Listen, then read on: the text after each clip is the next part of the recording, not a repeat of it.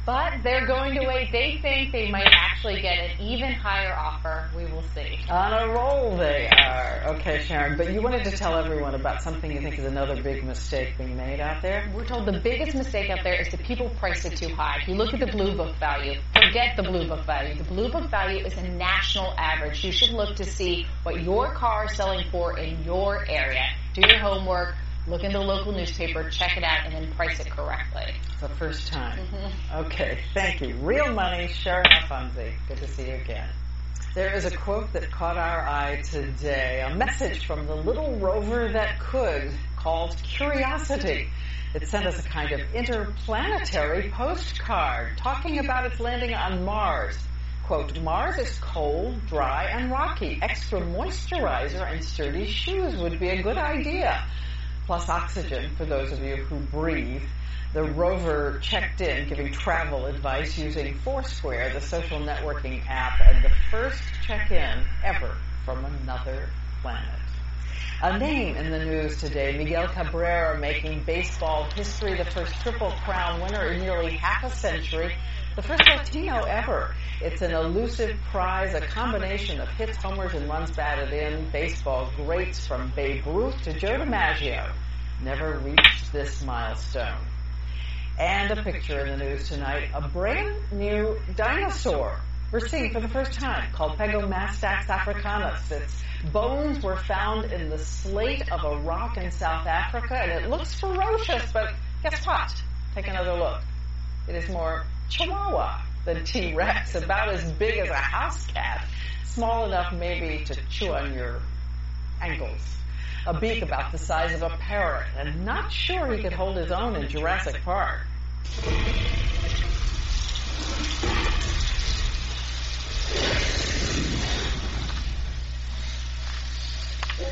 Perhaps not.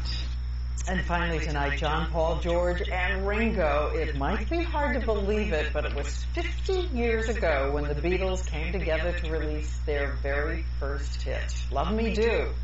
They would record more than 200 other songs over the years. But as ABC's David Wright takes us back, it's to the moment this sound first sailed out across the airwaves. The song that would change rock and roll history almost didn't. Love, love me do. You know I love you. This was supposed to be the Beatles' debut single. How do you do what you do to me? How Do You Do It by Mitch Murray. The Beatles hated it. They begged to record one of their own songs. They did 3 takes. John, Paul, George, and Pete Best. Then Pete was out, Ringo came in. Then a guy named Andy White came in. Ringo demoted to tambourine. So please, love me do. That's the version on their first American single. Timeless? We think so. I know I love you. Come on. I'll always be true, so please love me do. But to double check, today we asked the experts at Robert Louis Stevenson Elementary School, Mrs. Goulding's 4th and 5th grade class. And we're going to play a game called Name That Tune. The Beatles are their grandparents' music. One hand shot up straight away. But from a lot of the others, blank stares. Do you have any Green Day songs? It may not be on their iPods, but they couldn't resist the beat. David Wright, ABC News, Los Angeles. Their grandparents' music. Oh no. Thank you for watching. We're always here at abcnews.com. Nightline later. I'll see you again tomorrow night. Good night. This is World News. Tonight, breakthrough. Jobs increase, unemployment down. Back where it was 4 years ago. The president fired up. The unemployment rate has fallen to its lowest level since I took office. But what does this really mean for the election and the country? A massive emergency response tonight. Patients calling in, worried they've been injected with meningitis. What it's like to wake up today and wonder if it's you. The Sting, Brian Ross, showed you TSA officers stealing your things right out of your bags. Tonight, he gets action. And Bond. James Bond. The women, the weapons, the wit. I think you got the point. 50 years after the first one hit the screen, we have a brand new message tonight from the very first spy we loved. From ABC News, World Headquarters, this is ABC World News with Diane Sawyer. Good evening. We begin tonight with American jobs and a number we have not seen in nearly 4 years. Unemployment now 7.8%, a surprising dip, dropping after 43 months above 8%. 114,000 new jobs added last month. And with it 32 days now until the election and your voice, your vote, ABC's David Muir is here with us right now. David. Great to see you in person, Diane. And not only were these jobs numbers a welcome sign for the Americans lucky enough to get those jobs, they were very welcomed by the president today, fighting to keep his job. And after that debate performance this week, tonight, that spring in his step is back. Bounding up to the podium, the new jobs numbers were more than just an economic killer. They were a political one. Today, the president in the battleground of Virginia. This morning, we found out that the unemployment rate has fallen to its lowest level since I took office. Hours later, in the battleground of Ohio. It's a reminder that this country's come too far to turn back now.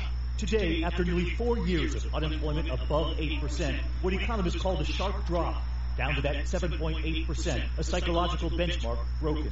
And a boost for the president just days after his disappointing debate performance against a challenger who came ready. But you've been president 4 years. You've been president 4 years. For months now, central to Mitt Romney's stump speech, his laser focus on unemployment above 8%. 40 straight months. Not been below 8% for 41, for 42. 43 straight months with unemployment above 8%. And just as Romney travels to Florida this weekend, a message from Florida's Republican governor before Romney even arrived. The governor tweeting about huge economic gains there. Tampa, St. Pete, Clearwater, and Miami area experienced largest unemployment rate declines in the country. A tricky balance for Romney, arguing voters should change course amid an improving picture. Romney emphatic, it is not improving quickly enough.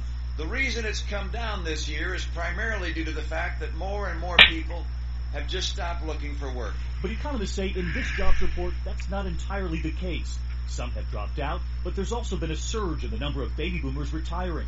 And there was more hiring in recent months than first thought. And Romney working to win over voters who are out of work, now offering this about those comments he made about the 47%. The Americans, he said, he doesn't worry about. Those he said he can't convince to take personal responsibility. Clearly in a campaign with hundreds, if not thousands of speeches and question and answer sessions, now and then you're going to say something that doesn't come out right. In this case, I said something that's just completely wrong. Now, all day there has been chatter among some well-respected names that this unemployment number, now below 8%, just weeks before the election, is, well, suspicious. I asked the Romney campaign late today if they believe the numbers are legitimate. One key Romney advisor said they'll leave the speculation to others that, quote, we'll deal with the numbers, Diane, as they've been reported. All right, David Muir, good to have you back again from the campaign trail. And amid those questions being asked, we decided to track down some answers. ABC's Jonathan Karl spent the day looking into these new numbers and what they really mean. As soon as the new 7.8% unemployment rate was announced, Rush Limbaugh and other conservatives said the White House had cooked the books. Even Jack Welch, the former CEO of GE, went on Twitter to accuse the president of changing the numbers. I'll tell you, these numbers don't smell right when you think about where the economy is right now. The Labor Department calls the allegations ludicrous. We went directly to the place where it's all done. This vast government building a couple of miles from the White House houses the Labor Department's Bureau of Labor Statistics. The BLS has been tabulating the monthly unemployment rate for more than 70 years. It's all based on a survey conducted in person and over the phone of 60,000 households every month. And here is where the numbers get crunched. Amidst this sea of high-walled cubicles, inside of each one, an economist sworn to secrecy and working on a specific aspect of that employment survey. Tom Nardone is in charge here. He's worked at BLS since before Ronald Reagan was president. I'm down here. He introduced us to the economist who actually wrote this morning's unemployment rate announcement. How much of a secret is that number before you put it out? I mean, you can't call me up and tell me what the numbers are. I can't tell anyone. It's a complete secret. Before the release, they are literally sworn to secrecy. The White House doesn't see their work until it's done. Doan keeps the report in a safe in his office. You've been working here more than 20 years. Have you ever had a situation or ever heard of a situation where somebody at the White House calls and says, hey, can you move the number a little bit? Absolutely not. Has never happened. Could it happen? A lot of people would be leaving this building if it would not happen. Today, the American Enterprise Institute, a prominent conservative think tank here in Washington, dismissed suggestions that the White House had interfered with the unemployment number, saying talk like that, quote, should be confined to crazy town. Diane? All right, John Carr reporting in from Washington, and there'll be a lot more on all of this. Sunday on This Week, George Stephanopoulos will break it down with Bill O'Reilly, James Carville, and Mary Madeline. And we turn next to new clues in the mystery surrounding the death of the U.S. Ambassador Chris Stevens and 3 other Americans in Libya. There is a report that 2 men from Tunisia were held for questioning in Turkey. And ABC News has a provocative document tonight. It is a request from the Americans on the ground in Libya for help with protection. It raises a question about the State Department's response, and ABC's Jake Tapper shows us that document. The members of the U.S. military serving as a security support team at the U.S. Embassy in Tripoli, Libya, wanted to keep a small airplane in the country. According to a government source, that was so the team, charged with providing extra security at diplomatic posts, could travel more efficiently around the country along with their weapons. But State Department officials in Washington denied that request, according to a May 3rd email obtained and first reported by ABC News. Copied on the email was U.S. Ambassador Chris Stevens, later killed in a terrorist attack on the diplomatic post in Benghazi on September 11th, along with 3 other Americans. An attack that has prompted a House Oversight Committee hearing on whether diplomats in that country had adequate protection. We need to operate in a country like Libya with erring on the side of security. The DC-3 plane had been sent from Iraq for use by the Americans in Libya at a time where there were no commercial flights. We provide these kinds of services in places where there isn't commercial airline service in place. But security in the country began deteriorating with armed gangs, militias, and militants. There was a constant flow of various and disturbing and escalating security threats that were causing people on the ground to say, this is not getting safer, it's getting less safe. Even after commercial flights began, the security support team requested that the plane remain in Libya. But Undersecretary of State Patrick Kennedy denied the request, and the State Department maintains the decision had no bearing on security. This evening, the State Department issued a statement calling this plane issue irrelevant to the issue of what happened at Benghazi. And there's no evidence that had the plane been there, any lives would have been saved. But Diane, what critics suggest is that this denial by the State Department reveals a mindset that was not on top of how bad things were getting in Libya and not on top of the security needs of the Americans in that country. Diane. All right, Jake, thanks so much. And now we move on to a new report tonight about that shootout near the Mexican border this week, the one that killed a U.S. Border Patrol agent. Sources now say they suspect that agent, Nicholas Ivey, was killed by friendly fire. Authorities tell ABC News Ivey and 2 other American agents, one of whom was wounded, may have accidentally fired at each other in the dark of night. The agents were reacting to a motion sensor that sounded an alert in the Arizona desert. And we turn to the growing outbreak of meningitis tonight, contracted through that common remedy for back pain, steroid shots in the spine. Today we learned there are now 47 cases across 7 states, at least 5 deaths, and a lot of people are wondering if they need to be frightened too. Hundreds of calls pouring into health clinics and hospitals. ABC's chief medical editor, Dr. Richard Besser, has answers. Millions of Americans get these steroid shots for back pain every year. And today, the fears of tainted injections. You're scared to. You don't know what to do now. So hospitals like this one in Tennessee are tracking down hundreds who may be at risk. And, you do have several symptoms listed on here. The CDC has opened their Emergency Operations Center today to deal with the outbreak. More than 17,000 vials of the injectable drug were shipped. Some contaminated with a fungus that goes into the spinal fluid, up to the brain, and causes a rare form of meningitis whose symptoms can look like a stroke. To have a shot 6 days later, you're fighting for your life. Health officials tracked the problem to the New England Compounding Center in Massachusetts, which has closed down operations. There are more than 7,500 compounding pharmacies in the country, They make 1 to 3% of all prescription drugs. And they can be lifesavers, custom mixing their treatments for patients with special medical needs. But they operate with little federal oversight. The sort of contamination of material from a compounding pharmacy has happened before. These compounding pharmacies are not under the rigorous, regular supervision of the Food and Drug Administration. And now, patients in pain, worried about what to do next. I'm not just concerned for me, I'm concerned for many. It is such a tense time. So what do you do if you think that you need this shot now? What do you do next? Thankfully, this was all recalled last week. So if you're in this kind of pain, go ahead and get your treatment. But if you've got one of these injections since July, visit our website, see if your clinic was involved. And if it was, call your doctor to see if your drug was part of the recall so you'll know whether to watch for symptoms. All right. Go to the website, check in with Dr. Richard Bessel. Thank you, Rick.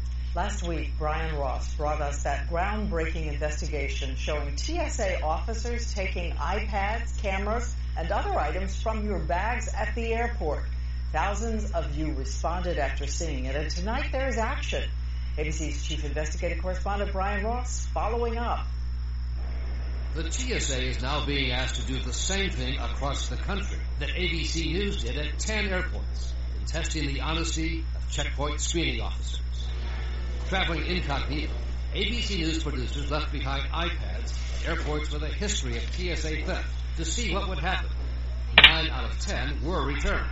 I believe you left your iPad with us and you flew out today from Delta. But a 10th iPad was tracked as it moved 30 miles away to the home of a TSA officer, Andy Ramirez, who blamed his wife for taking the iPad. I'm so embarrassed. Your wife? My wife says she got the iPad and brought it home. Ramirez has since been fired by the TSA, and Senator Chuck Schumer wants the TSA to see if there are more officers still stealing. And the best way to find them is by random sting operations that catch those bad apples and punish them appropriately and, of course, get them out of the TSA. The TSA says it has done some stings, but often only after specific reports of problems. One led to the conviction of this TSA officer in Kona, Hawaii, Don Kika, caught taking $200 in cash out of the backpack of an undercover agent posing as a Japanese tourist. Senator Schumer says the TSA needs to conduct such things system-wide. So you can find the people before they steal, or right at the beginning if they're stealing. And convicted TSA thief Pythias Brown, who took some $800,000 in passenger valuables, told ABC News the TSA still has not done enough to make it harder for people like him to steal, including screening the screeners when they leave their shifts. Was there any kind of a search of the bag? No, they never searched our bags. They never searched us. Nothing. That's something the TSA is also being asked to correct by Senator Schumer. In written statements, the TSA says the vast majority of its officers are honest, hardworking individuals, and that the TSA has a zero-tolerance policy for theft. But again today, as it has for weeks, the TSA turned down our request to interview the agency head, John Pistol, or anyone he would designate. Okay, Brian, but the pressure is on. Yes, indeed. Thank you tonight. And a picture in the news tonight. The best streets in America as voted by city planners across the country. Here's one, Wall Street, but not the one in Manhattan, the one in upstate Kingston, New York. There it is. Most of the top 10 were small town streets. Shaker Boulevard in Cleveland, Duval Street in Key West, and Broad Street in Charleston, South Carolina.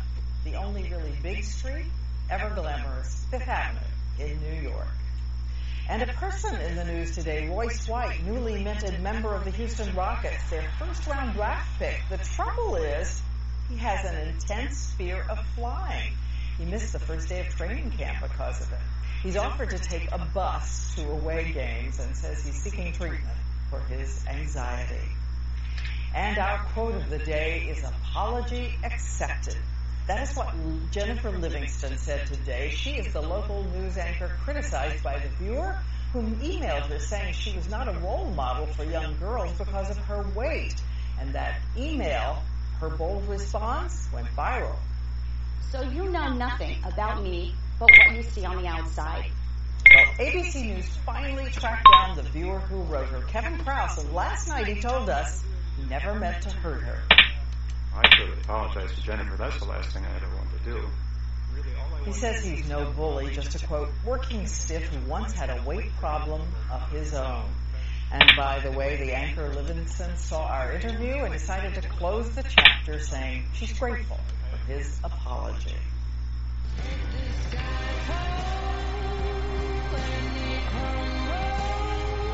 Listen up, that is the brand new song for the new Bond movie, sung by Adele and just released today.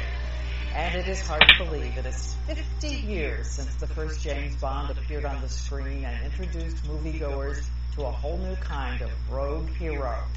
22 movies later, we decided to look back with the man who set the standard, Sean Connery, our person of the week.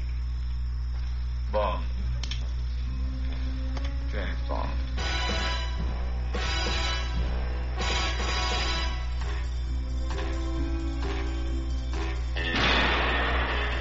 Sean Connery of the extravagant eyebrows. And what he says is the secret behind every seductive, dangerous move. The essence of it for me was always to make everything look easy, simple. I don't go to any trouble. To be able to do the dance. He is the man who gave us the most popular hello in any Bond film ever. Who are you? My name is Pussy Galore. I must be dreaming. The man who introduced a whole new way of looking at a laser. You expect me to talk? No, Mr. Bond, I expect you to die. Not to mention all the technology that seemed impossibly sci-fi then. And from the moment he appeared, every man imagined they had a little Bond inside them too. So many people identified with somebody getting away with all these dollies. The food and a method of killing, well, your license to kill.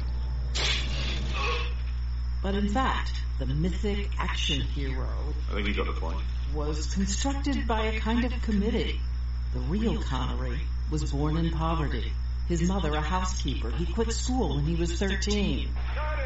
Not only did he change, he changed us.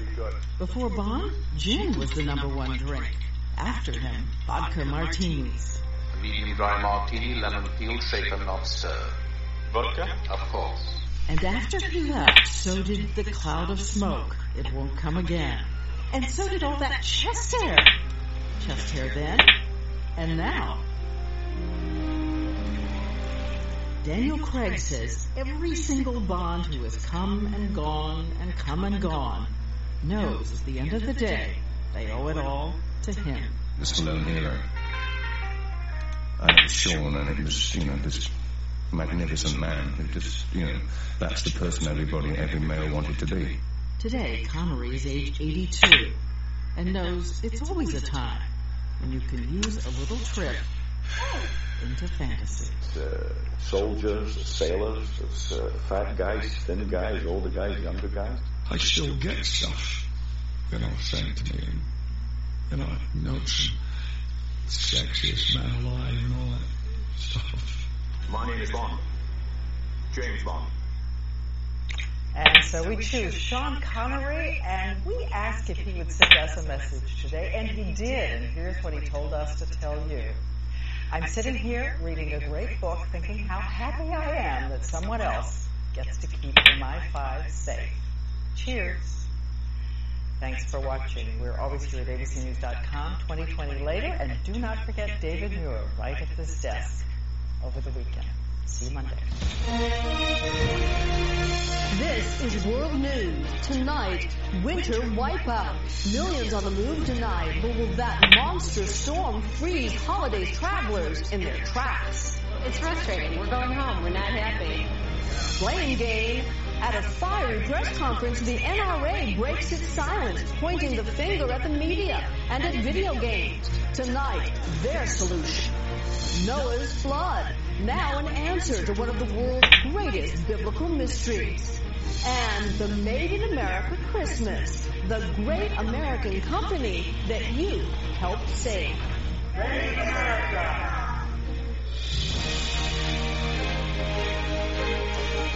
From ABC News, this is ABC World News with Diane Sawyer, reporting tonight, Cynthia McNally. evening. Diane is off this Friday night. As we come on the air, a mass exodus is underway. 93 million Americans trying to make their way home for the holidays in the wake of a monster storm. And all day from LA to New York, families stranded at airports. Hundreds of flights never made it off the ground, and here's why. Highways iced over, turned into virtual skating rinks, and powerful winds. The ice, wind, and snow meant a headache for travelers. Tonight, ABC's meteorologist Ginger Z is tracking it all from one of the busiest airports in the nation, Chicago O'Hare. Ginger? Cynthia, almost 500 flights were canceled here in Chicago alone. It caused a domino effect across the nation, ruining some plans and delaying a whole lot of others. The holiday rush is on.